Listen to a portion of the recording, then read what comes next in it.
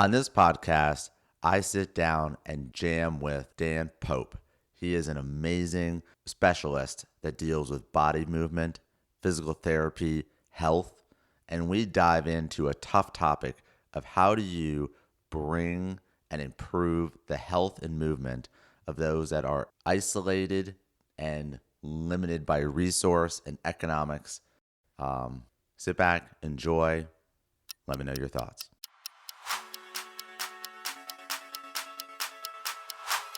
Welcome to Our Best Self, a discussion sharing forum to help you see habits and practices that will lead to your happiness and success personally and professionally.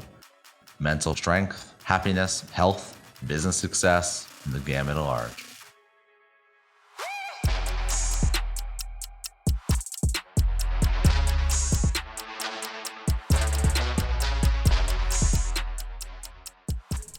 I want to pick your brain on if you're dealing with people that have to pick up heavy things from the ground and then carry it for long distances and they're getting low back and knee injuries. What would you think about to find that's causing it? And then maybe miraculously, how would you fix all that stuff? Well, at least put them on a path to recovery. And then we'll go from there. Well, set me up. What's a typical day like, for some of these guys? Yep. So morning, they'll go up. So the village is at one level, and then they'll walk up to, maybe it's like a half mile to where the beans are. They got to collect the beans. So they'll carry, maybe a 50-pound basket, maybe like an unprocessed bag, and then they'll move it to a drying station or a mixing station. So they got to move, front load, carry that bag to one station. Obviously they got to spread them all out, dry them. There's those activities, and then as they dry and they peel, then they put them into the heavier sacks, which are 154 pounds each. And so 50, 60 pounds front carry. Sometimes they like to put it over their heads. Common is they'll actually load it on their back in a hinged position, kind of like this, and then carry that for distance. Okay, yeah. I am curious though. Have they tried getting some wagons or anything like that? They have some, but the roads are bad. The terrain doesn't. So there's a human element where they're the machines. Yeah, just needs to get done. Yeah, and so there's just we can encourage raising things. We can encourage some adjustment for the biomechanic to not accumulate what will be the injury. Yeah. But there won't be new equipment. They won't be we'll buy a truck or we'll drag it. It's just the terrain is Yeah, for sure. Yeah. One of the first things that popped in my head is definitely elevating the surfaces that you're working on. Okay. I think we do have some research about that. So they'll look at low back injury rates and the surface where you're working on. If you're picking up things from the floor all the time, that can end up being a bit of a problem. Is there a number of inches or feet where you've seen that?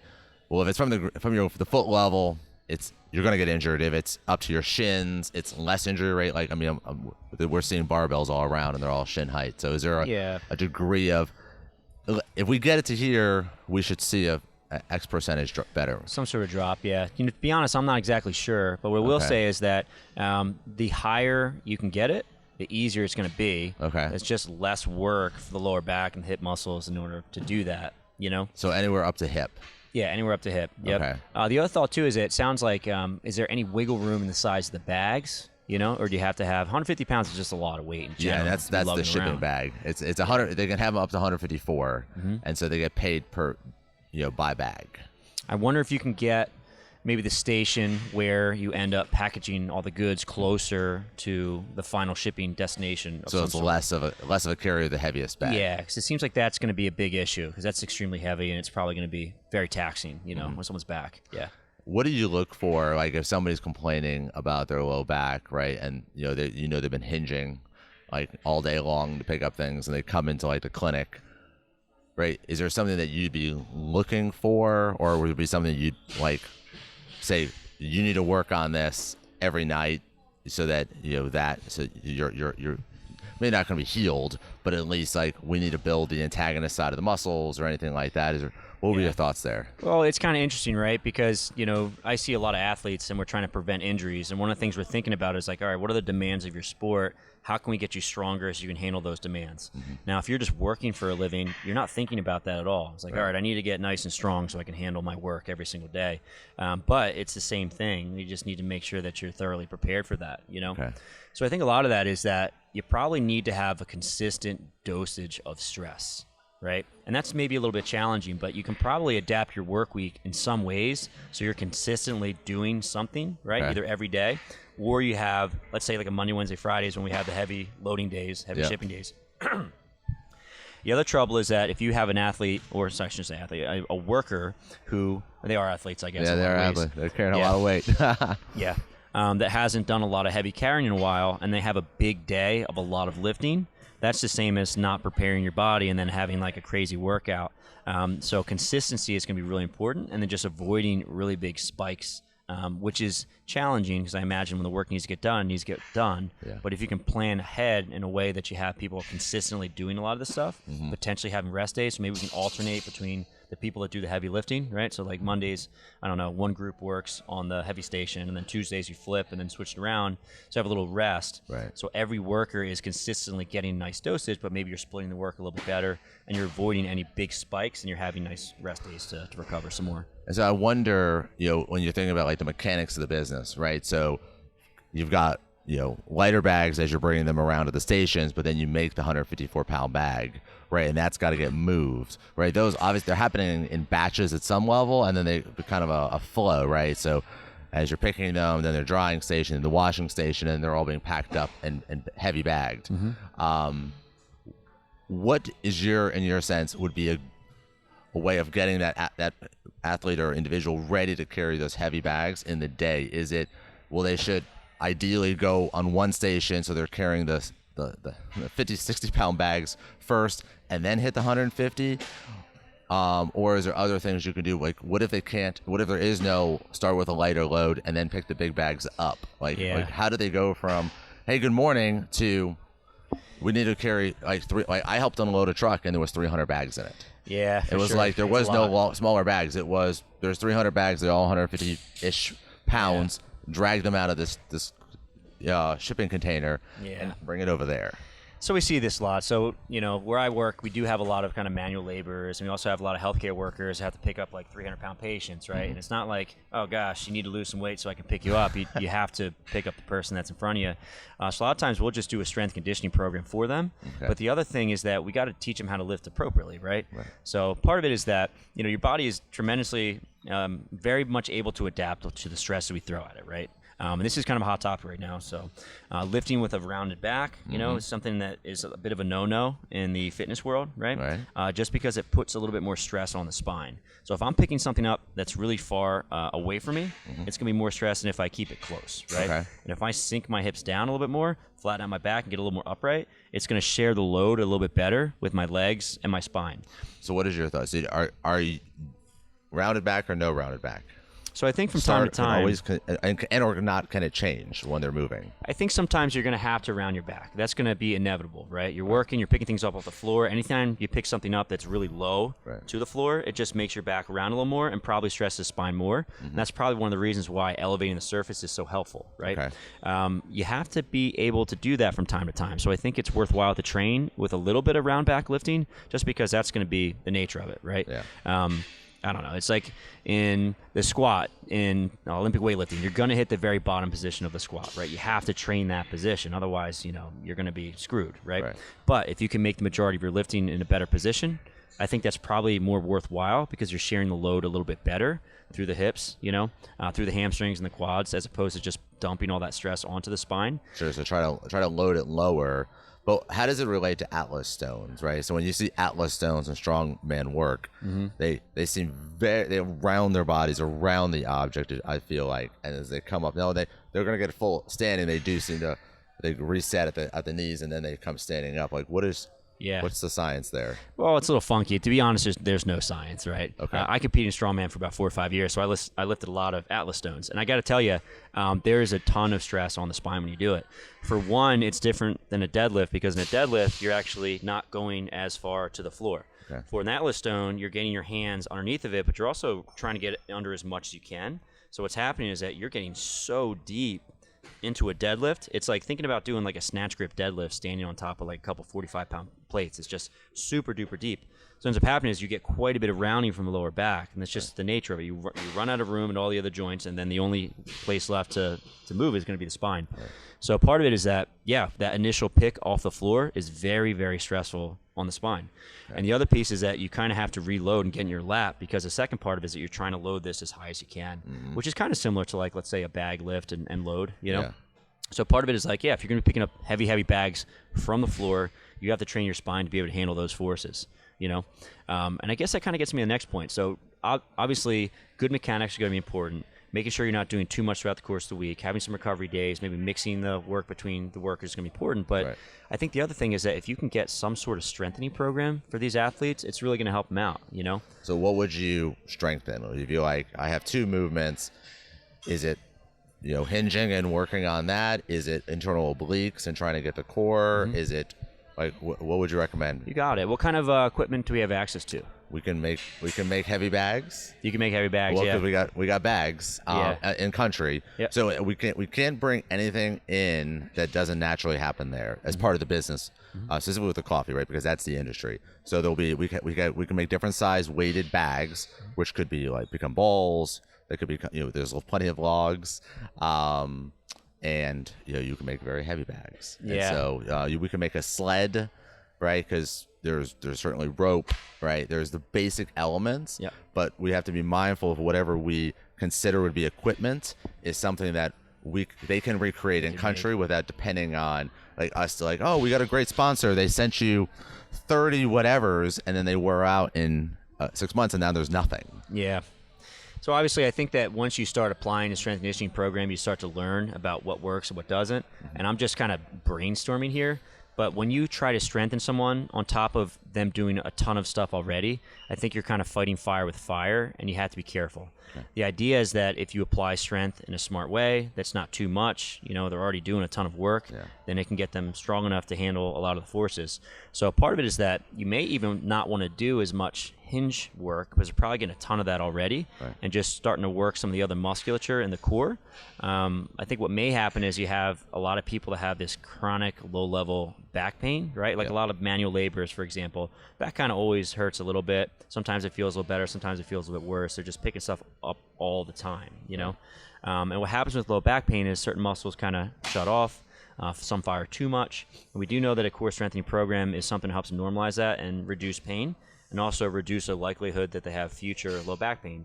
So the way I would try at first would apply a core strengthening program that's a little bit different to the way they already lift, because they're probably already doing a ton of carrying, which is a ton of core strengthening. I would recommend they try to maybe offset just one side by doing the other side and building a little bit of symmetry between the two. Yep. They have good movement mechanics, and they're lifting on a consistent basis, because if you're lifting on a consistent basis, you're going to adapt to that stress. But if you have like, I don't know, 1 week that's like a tremendous amount of work, and then the next week is like very little work.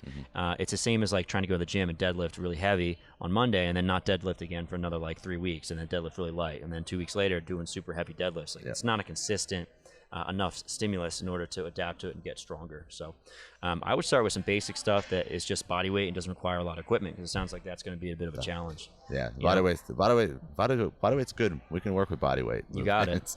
The other thing you can also mess around with is maybe some lower body strengthening, like single-legged squats, maybe to a box or something along the lines that's going to strengthen the lower body to help them. So you're strengthening all the helper muscles so that when you're picking stuff up, it's not just your spine doing all the work. So the number 2 injury is the knees, like knee pain. Yeah. So obviously low back makes the most sense, and then then you're like, great. Then there's the knees. Yeah. So when you're watching them move, right, what would you look for to be like, okay, so we need to fix that? Yeah. I mean, I know this is decades of knowledge in your mind here, but like if you're like watching them, you're like, all right, like 50% of the people have knee problems. Yeah. Right. And I don't know if it's the front or the back. I just know from the field that the doctors are like, yeah, they're all complaining about their knees, and that's why they weren't able to work today. Yeah, for sure. I love the saying, robbing Peter to pay Paul. You heard that before? Yeah. So if you ever watch someone with low back pain try to pick something off the floor and they're super upright and they kind of come down on their toes, their knees come really far forward, they pick something up, stand back up again. So what they're doing is they're minimizing stress to the spine, but they're really increasing stress to the knees and the quad muscles just because the back hurts. They don't want to use their back, so they stay super upright, and then all that stress falls onto the knees. So if you don't want to use your knees at all, you'll lift with a super stiff leg, right, and pick something up, and then your back does the majority of the work. So part of it is that we want to share the load as equally as we can. So I think it comes down to like, all right, if you're trying to deadlift, you're going to use the technique that's going to allow you to lift the most weight, but also lift the most weight safely. So over the course of time, you don't continue getting hurt. So I think part of it is going to be, you probably don't want to pick something up by going down and fully bending the knees and going up on your toes. That's probably going to spare the spine, but it's going to be a ridiculous amount of stress to the knees. So there's a heavy torque on the front of the knees, and you got it. So forward. And I think it really depends. So if you're able to kind of use a deadlifting motion with a little bit more legs than you traditionally would for a deadlift, because a bag is probably going to be between your legs, your knees are able to travel forward, we can share that load a little bit better. The other thing you can look into is maybe picking things up with a split stance. So you're kind of stooping and sparing the spine that way and sharing the load between the legs well. So I do think that there's going to be what's potentially, I'm using bunny ears here. Right? So bad is maybe just going down into a deep squat with your knees really far forward and picking up a weight that way. I wouldn't recommend that. Part of it is that, like I said, your body is like really good at adapting to stresses. So what you'll find is that manual laborers around the world, they sit in like deep squats for hours and hours and hours. They pick things up in like postures that you would never tell someone to do in the gym. But the other part is that they do some research on these guys, and the most common injury for people that spend in a super deep squat is going to be knee pain and then eventually knee arthritis. And that's usually predictably in the inside and backside of the knee joint, and that's where the load is taken in a very deep squat position. So part of it is that it's okay to be down there, but we probably have to have some movement variability throughout the course of the week and train certain positions and postures so when you pick something up, the joint is prepared for that. And it's very similar to like a strength training program. Like you're not going to do heavy deadlifts 5 days a week with your max, right? We're going to try to split this up a little bit and probably try to lift some of the weight with our legs more so, have some heavy days, have some light days, and make sure the course of time that we're never giving too much stress and not too little stress so that you get deconditioned and can't train anymore. Yeah, no, that's super helpful, right? And just kind of thinking about those knees. When you think about the percentages, right, it'd just be like they're doing, 50, 100 bags, like reps with this weight, right? I think it's very unknown as to what is that percentage, right? From in our world, it'd be like, all right, well, it might not be that much.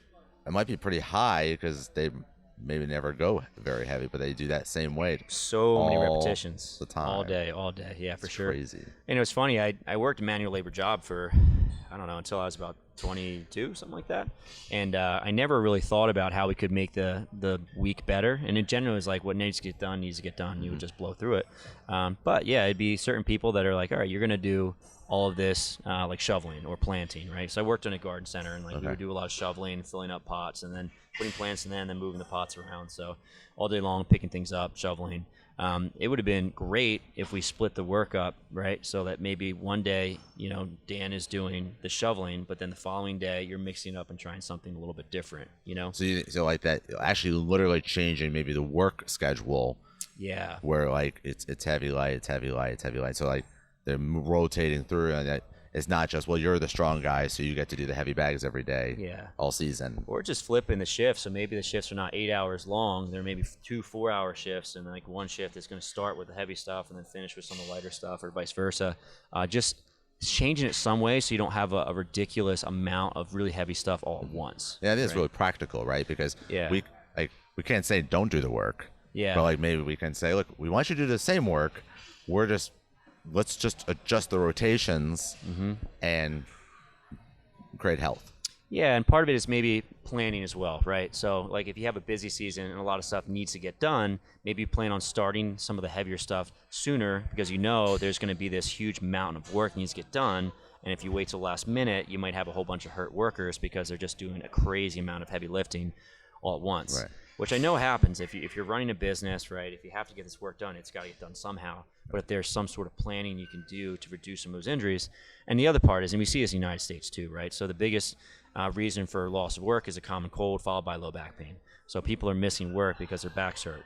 So if you think of it from that perspective, you're going to be in a lot of trouble if you don't plan for this stuff. If you have a whole bunch of hurt workers, low back pain, knee pain, and they can't get the work done that needs to get done. So there's only so many people available. Yeah. So I Yeah. do think it's probably worthwhile to think about that in terms of like, okay, this work needs to get done. Let's plan out this well so we don't end up losing on the back end with a bunch of painful workers that can't, do what they need to do. I love that. Yeah. So if you were to put one thing up in the hospital wall so that people would see it, what would you put up there? That's a tough one.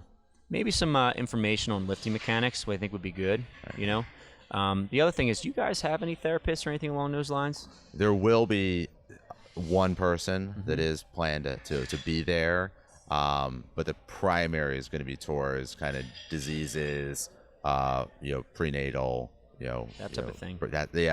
We've got an Ebola center, right? So less rehab, but we want to use the facility so when people come in, right? And that's what I was asking, like, what would you put on the wall, right? Because we have the space, right? So when people come in, like, is it just a picture of a beautiful deadlift, right? Is with a nice flat back, and it's literally just one picture at the bottom, one picture in the middle, one picture at the top, or is it something else where, like, it's all picture, right? Because we could translate it, but it would be better if everybody who saw it, they would be like, wait a minute, you don't have the ideal position or the gold standard, as Chad would say, in that lift, right? Yeah. Is it the knees? Is it the back? Is it just the 3 points?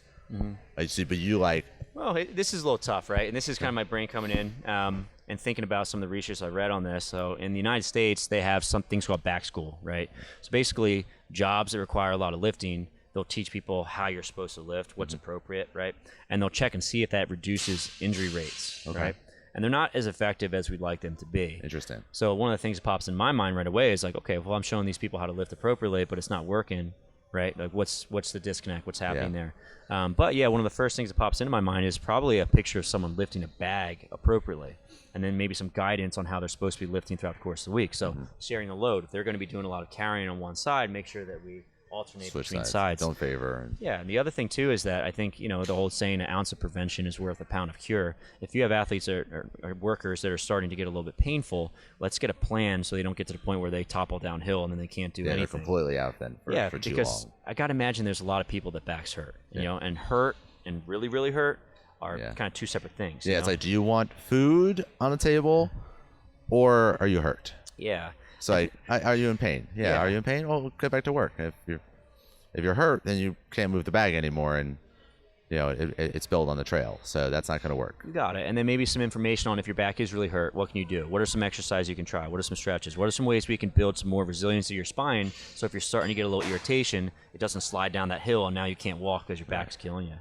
That type of thing. I love it. That makes sense? That makes total sense. Yeah. They're hard questions, I know, right? Oh yeah, it's tough. I mean, it's all theoretical. It's not like I'm actually over there. Like, well, yeah, and we're trying to cure a village, right? With limited things. Yeah. The back school you said didn't work, didn't prove. So. Yeah, it depends on the research article you read, but you would think that if you educate people on proper lifting mechanics, right, what to expect, and then educate them about the spine and what's kind of going on inside of there. If you do get injured, you would think, okay, this will help people make better decisions and change their behaviors and not have as much trouble. But that's usually not as effective as we'd like. Yeah, absolutely. So I do think, we have, and this is not necessarily with work, and if maybe this research does exist, I'm not sure, but at least in athletics, there's a lot of work they call acute to chronic workload ratio. Okay. So basically, what we're trying to avoid are any spikes in work, right? So if your body, it makes total sense. We see this all the time. If your body's not prepared for something and you throw a ton at it, you're going to run up in some trouble. Right. The other thing is if there's too much total work in general, that's going to potentially break people down as well. So it's this balance where we know that fitness is protective. So if you get really strong, it's going to help you tolerate more and more work, right? Yeah. But again, it's that fighting fire with fire. So we want to prepare people for the work they're going to be facing, but we don't want to throw so much at them that they get hurt. So it's definitely a balance from that perspective. And the other part is just avoiding spikes. So making sure like the work schedule is really good, making sure that, someone doesn't say like, all right, we're doing 5 days in a row of crazy heavy lifting when we could have split that up over the course of 2 weeks. We're loading, 10 cargo which hold 300 to 500 bags a piece. Yeah. Yeah, that's the whole thing. Yeah, so I do think that it's probably going to come down to some of the management and the work schedule and how that's organized. That's probably going to be a really big piece of that. And then also making sure people are lifting appropriately. And then once these little things pop up, someone's there to say, like, okay, let's try these few exercises. Let's make sure that we try to take care of your back as much as you can before it gets to the point where, like, now you're out of work for weeks. And when you see exercises, what would be like the two things that you prescribe me for a low back? Is it dead bugs? Is it like simple, like something like that? I'd maybe pick one exercise for kind of all the areas. So maybe a front plank, maybe like a bird dog, and then maybe like a side plank, something like that. Okay. Super simple, super basic, easy exercises. Nice. They're already getting a ton of like low back extensor work, from just working and carrying. So I think maybe for those guys, more plank and side plank stuff might be beneficial for them because we're hitting the front and we're not stressing the spine the same exact way it's being stressed already. Although there's benefit to that. So if you have them deadlift once a week, they're going to be able to pick things up more easily, most likely, and strengthen those positions. So it's just a matter of equipment you have available, right? And how I think you start running into problems with people actually doing the exercises too. Like who's going to want to actually people are very motivated to say like, okay, my back hurts. I'm going to come in and do a strength conditioning program so my back doesn't feel as good. So I think you're going to run into some trouble from that perspective as well. Yeah, it's the practicality, right? Yeah. Like, what do you do and like where's the return? And I think that'll show, right, from our efforts, right? So, right, if we're sharing these ideas and we have the visual and, the people that are involved in it start to see some benefits, I think the viral nature of it will help fuel it. Hopefully. But again, it's a bit of tinkering, as you say, because you might say, do this. You'd be like, well, I didn't know it was that side of the knee. If it was that side of the knee, I would have said, do this instead. Yeah. And so we have that reality. But like right now, there's no information. Yeah. Right. 96% of them have never seen any doctors of any kind. And, this is the reality of our life. For sure. And I guess if I had to give the biggest bang for your buck stuff, I would imagine manipulating the schedule to make sure the workload is spread as evenly as possible is going to be huge. And maybe some information on lifting mechanics, right, and carrying mechanics, and make sure that we're getting some good work for, if you're carrying on one side, make sure you kind of carry on the other side and spread that workload as much as possible. I think that's probably where you're going to get the most bang for your buck. All of these things are probably helpful, so just incorporating some of that in any way is probably going to help.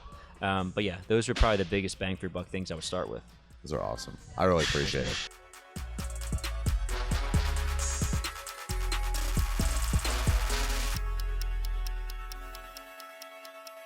Thank you for listening to Our Best Self podcast. This is a passion project where I'm sharing the daily writings and studies from around the world and best that I can find for you.